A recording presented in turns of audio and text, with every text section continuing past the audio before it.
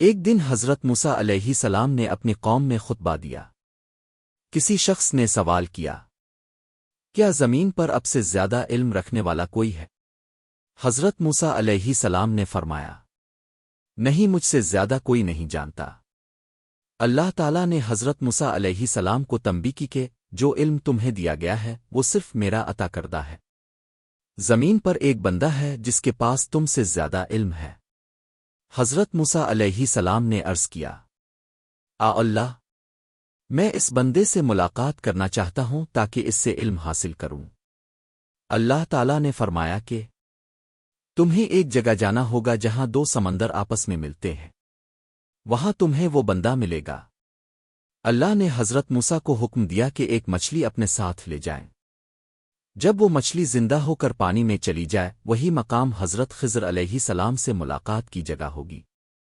حضرت موسیٰ علیہ السلام اپنے خادم اوشے بن نون کے ساتھ سفر پر روانہ ہوئے۔ جب وہ ایک چٹان کے پاس پہنچے تو تھک کر وہاں آرام کیا۔ اس دوران مچھلی زندہ ہوئی اور دریا میں راستہ بناتے ہوئے تیر گئی۔ حضرت موسیٰ علیہ السلام کو اس کا علم نہ ہوا۔ کچھ دیر بعد حضرت موسیٰ علیہ السلام نے کھانے کی خواہش کی۔ اوشے بن نون نے کہا، جب ہم چٹان کے پاس تھے مچھلی وہاں سے زندہ ہو کر پانی میں چلی گئی، لیکن میں آپ کو بتانا بھول گیا۔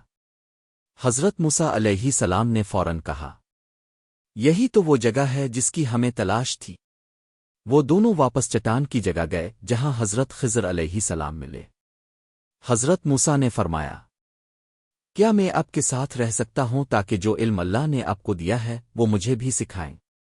حضرت خضر علیہ السلام نے فرمایا، آپ میرے ساتھ صبر نہیں کر پائیں گے۔ جس چیز کی حقیقت آپ نہیں جانتے اس پر کیسے صبر کریں گے؟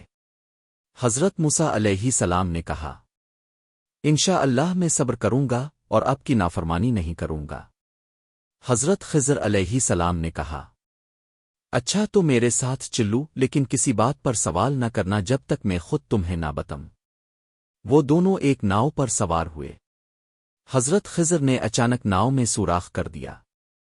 حضرت موسیٰ بول پڑے، یہ کیا کیا آپ نے؟ ان بے گناہ لوگوں کی ناؤ کو نقصان پہنچایا؟ آپ نے تو بڑا غلط کام کیا۔ حضرت خضر نے یاد دلایا، میں نے کہا تھا نا کہ تم صبر نہیں کر سکو گے۔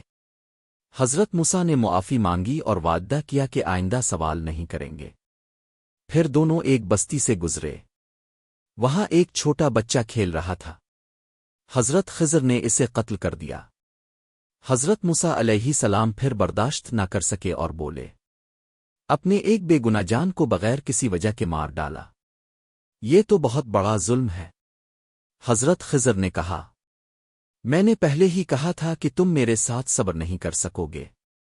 حضرت موسیٰ نے دوبارہ معذرت کی اور کہا، اگر میں اب کوئی اور سوال کروں تو اب مجھے اپنے ساتھ نہ رکھیں۔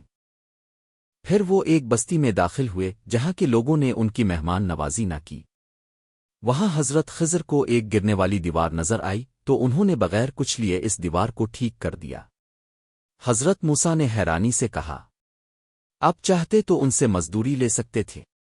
حضرت خضر بولے، بس ہمارا ساتھ ختم ہوا، اب میں تمہیں ان کاموں کی حقیقت بتاتا ہوں جن پر تم صبر نہ کر سکے۔ وہ ناؤ غریب لوگوں کی تھی جو دریا میں محنت کرتے تھے۔ آگے ایک ظالم بادشاہ ہر اچھی ناؤ کو زبردستی چھین لیتا تھا، اس لیے میں نے ناؤ کو عیبدار کر دیا تاکہ بادشاہ اسے چھوڑ دے اور بعد میں وہ مرمت ہو جا۔ وہ لڑکا بڑا ہو کر اپنے ماں باپ کے لیے آزمائش بنتا، کافر ہو جاتا اور انہیں بھی گمراہ کرتا۔ اللہ نے چاہا کہ ان کو اس کی جگہ ایک نیک اولاد دے۔